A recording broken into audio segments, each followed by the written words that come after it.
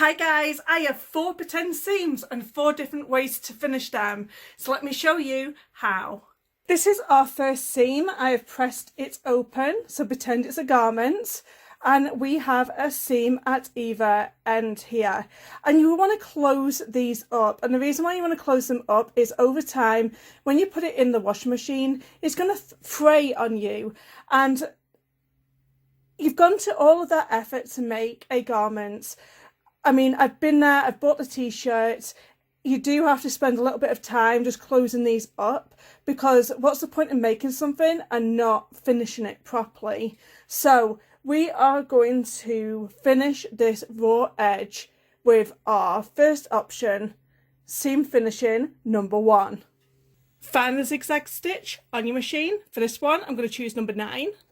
Now, you're not going to sew it like this because you would go through your garment. You are going to open it out and you're going to move everybody away apart from the seam. And we're going to place a seam under the foot. So you want to get it so the zig is on the left hand side and the zag is on the right hand side, just where it's just catching this raw edge. It may take a little bit of practice. It doesn't have to be perfect. What we're stopping is that fraying from happening.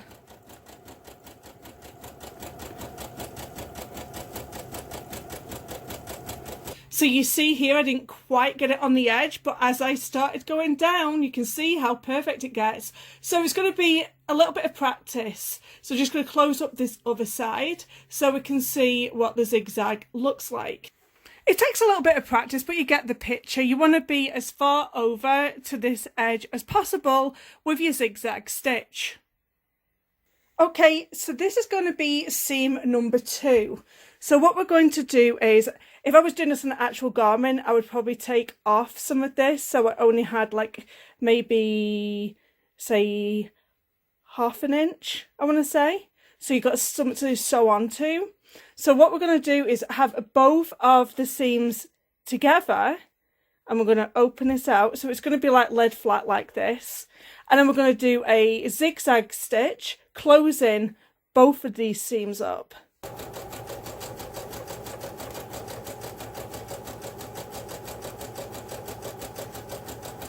So this is what this seam looks like, and it is closed on both sides with that zigzag stitch. The next seam I'm going to do is going to be using the overcast stitch, which is this one here at number 17. Now the overcasting stitch is really easier because my machine comes with this special foot and it helps you guide your fabric up to the foot and it will give a better finish for our seam. So let's put the foot on and see what this stitch looks like. Now I'm going to line my fabric up right against the guide of this foot. I'm going to put my needle down, and then what's going to happen is it's going to jump over a bar in the middle and it's going to overlock this fabric. So it's a bit like a faux serger effect. So I'm not going to do the other side. I think you can get the effect of it right here. And as you can see, this is by far one of the better ways of closing off a raw edge. This is going to mock a serger. The absolute best way to finish off a raw edge is going to be a serger overlocker. Like, hands down, is the fastest way to do it, the easiest way to do it, and the best way to secure your fabric. Just watch this. So here we go, I have my seam open and I'm going to push it through.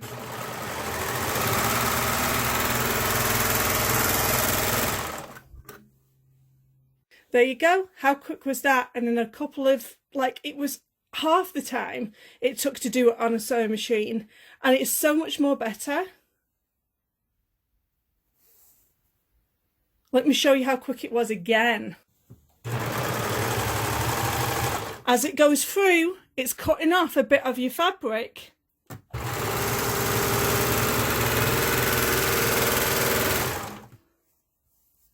And we're all done. How quick was that? And there you have it. 4 ways to finish off the raw edges of your garment. Let me know which is your favourite in the comments down below. And don't forget, I do weekly videos every single Wednesday. So don't forget to hit that subscribe button so you don't miss seeing me next week. Thank you so much for watching. Bye.